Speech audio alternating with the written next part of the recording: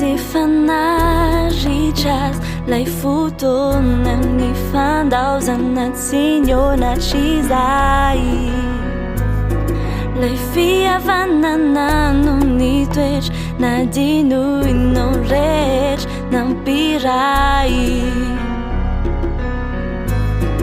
lay fanginako tsy fitiavako amo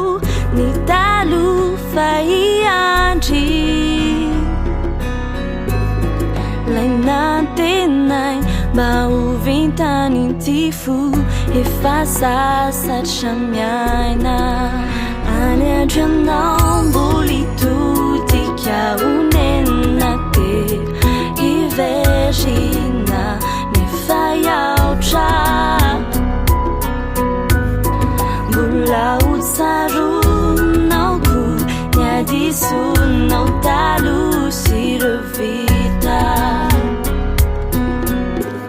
ilay ora sy ireo fotoana mbola tsaroko teto ilay toerana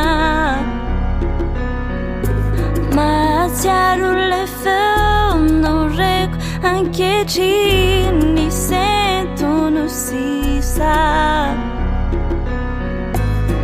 lay fanginako tsy fitiavako ia laneniny rotalo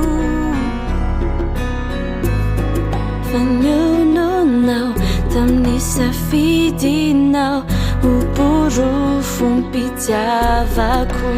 any andrianao mbola itodika honenina te iverina nefa iaotra mbola hotsaronao ny adisonao taloha sy revita satriko falahitanao eny amin'ny tanan'olon-kafa manayao sanatry ho tojo anao hirevita sy roratra ny lasa tsy faniriko hoe ianao iniora itomany alaelo sy any ambonay so mbola tia mijaly miady izay mety amelomako fity any andrianao mbola itodika honenina te iverina nefa iaotra mbola hotsaronao ny adisonao